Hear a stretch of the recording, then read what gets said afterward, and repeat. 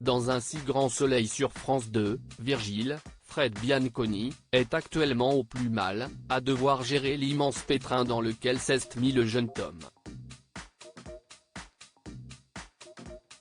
Il va devoir affronter d'anciens démons et pourrait bien repenser à sa fille, Léa. La période de joie et de tranquillité qu'a connue Virgile, Fred Bianconi, avec Alix, Nadia Fossier, semble révolue, du moins pour un temps, dans un si grand soleil.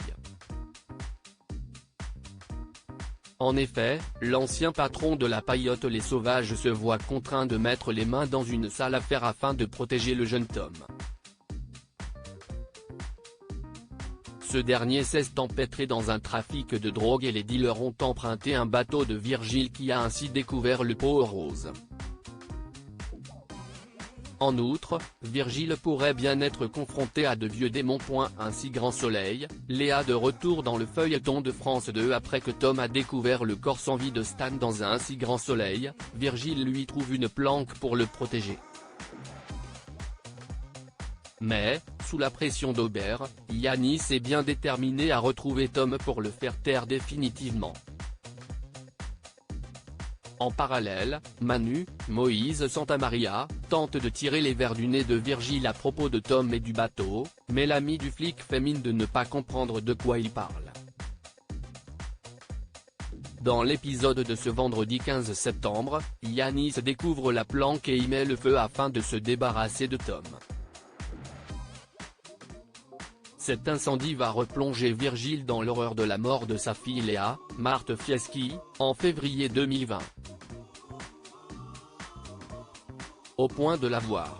Un si grand soleil, Marthe Fieschi et le rapport de Virgile avec Léa m'émeuvent, Fred Bianconi le côté protecteur de Virgile envers Tom, qui a le même âge que Léa, est chargé de son passé et de la mort de sa fille, ce n'est pas anodin, nous a confié Fred Bianconi. Virgile se retrouve devant la planque qu'il a trouvée à Tom, et le gars met le feu et tire en rafale pour tuer le gamin. Le sol se dérobe sous les pieds de Virgile et il pense qu'il va y rester. Il est sur le point d'abandonner jusqu'au moment où Léa lui apparaît pour lui dire de sauver Tom. Elle lui donne la force d'y aller. Fred Bianconi a donc pu rejouer face à sa partenaire des débuts du feuilleton, Marthe Fieschi, alias Léa, la fille de Virgile.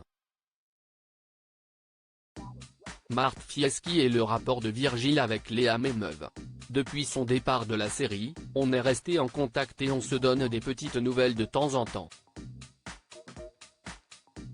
Mais la voir revenir dans le personnage de Léa, c'était fort à vivre.